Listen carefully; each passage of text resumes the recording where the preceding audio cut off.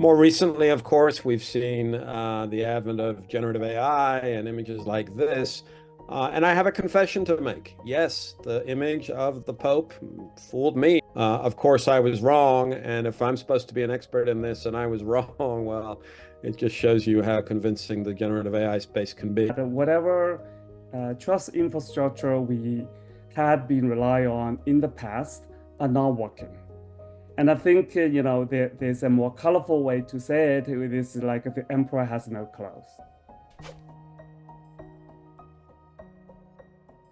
But identity weaponization is a key part of any violent exchange based on ethnic, religious, or any other kind of identity markers. Lots and lots of big trusted brands that were getting breached every day. And alongside us, lots of individuals are feeling incredibly vulnerable, scared to click on a link, worried that they would be phished or socially engineered.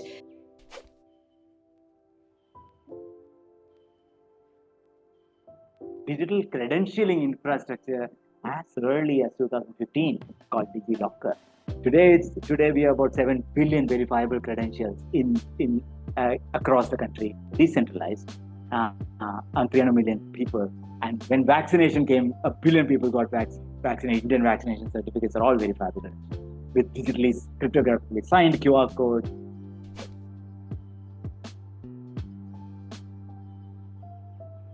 And so the fifth king's gift to the people is self-sovereign identity. So they get back their control over their data and their identity.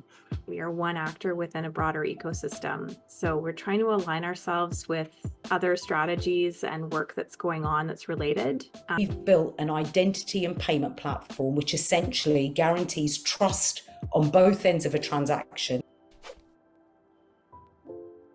So we have some very strict ethical guidelines that drive our work, addressing participants' vulnerabilities in very focused ways by understanding exactly what those vulnerabilities are, empowering agency, understanding how agencies have been removed, and then reintroducing or regenerating that narrative agency, balancing power relationships and how power is used. And of course, the combination of all of those things helps to build that collective resilience.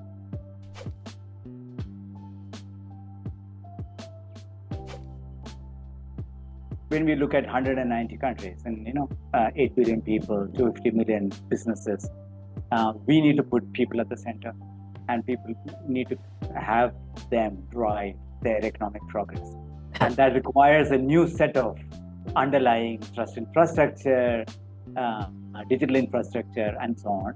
And many of the efforts all of you are doing, and some of us are doing, is very complementary and much needed for what we need to see in the next decade and 2 decades around the world.